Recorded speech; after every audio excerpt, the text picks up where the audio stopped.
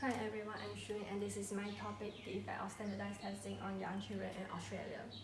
Firstly, I'm going to show you the outline of my presentations today. It includes the background, argument, key idea, and conclusion. In my essay, I would like to argue that standardized testing brings negative effect on young children in Australia. To support my argument, I would like to introduce its three effects in details later.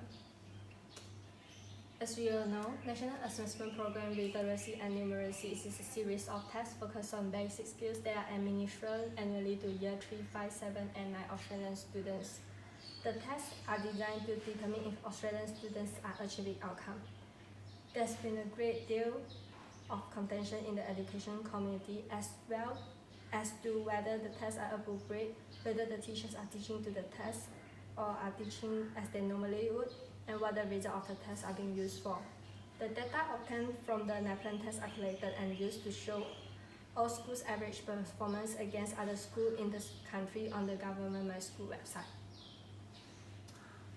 So the first negative effect of standardized testing on young children is the intellectual effect. This is supported by the argument that testing encourages methods of teaching, promote shallow and superficial learning rather than deep conceptual understanding, and the kind of complex knowledge and skills in modern information-based society. Also, Pallister, Rice, and Duffel argue that tests may have a negative impact on teachers' pedagogies with a resultant degradation of students' experience of learning. Teachers are moving back to more teacher-centered instructional approach in an effort to transmit the content required by the test, with the result that students are experiencing more limited range of activity in the classroom and have fewer opportunity to link their learning with the world beyond school through activities such as excursion. However, there's a counter-argument here saying that testing provides students with a clearer information regarding their knowledge, skills, and potential, and therefore motivate them to work harder. This argument is refuted by Sloan and Kelly, saying that they acknowledge the potential of tests frustrate students and discourage them to work harder. Second, standardized testing brings psychological effect on young learners.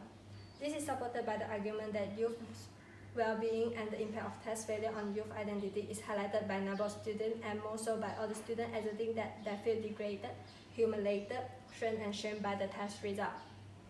They further asserted that standardized testing brought about a real sense that there was a lack of care and concern for their well-being and their peers.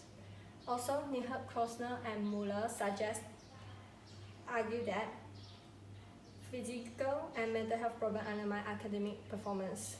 Mental health research suggests a similar pattern for emotional problems such as anxiety and depression. Severe emotional problems interfere with the learning process and are associated with academic underachievement in adolescence and young adulthood. However, there's a counter-argument here saying that youth experience opportunity for positive identity formation at school when they feel supported and feel good about themselves.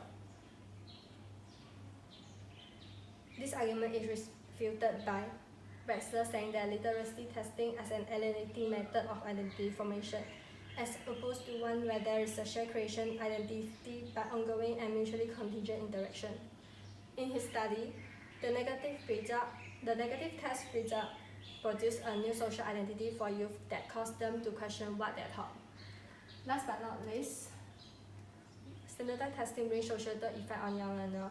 This is supported by the argument that standardized testing related to unhealthy competition within a community. Teacher is rewarded through merit pay if their students perform well, but this approach creates tension between teachers and encouraging a less collaboration, a condition that interferes with the environment needed for optimal learning. Also, the marginalization of youth will be intensified as students who fail the test will be stigmatized, named differently, considered not meeting the standard, and contribute less to the society compared to those who pass the test will be favored, regarded as a good citizen, and contribute more to the society in the future. However, there's a counter-argument here saying that family, community, or nation social capital lead to cohesiveness, trust, supportiveness, and care for those students lead in this network that in turn help them learn better in school and possess higher expectation for their own thinking, behavior, and learning. This argument is refuted by Real, saying that youth who have not completed senior secondary education and those who are unlikely to complete are included in the definition of youth at risk. Finally, I would like to conclude that in order to recognize standardized testing as a good idea to measure the effectiveness and efficiency of schooling, the negative effect of standardized testing should be overcome. And this is my reference list. Thank you.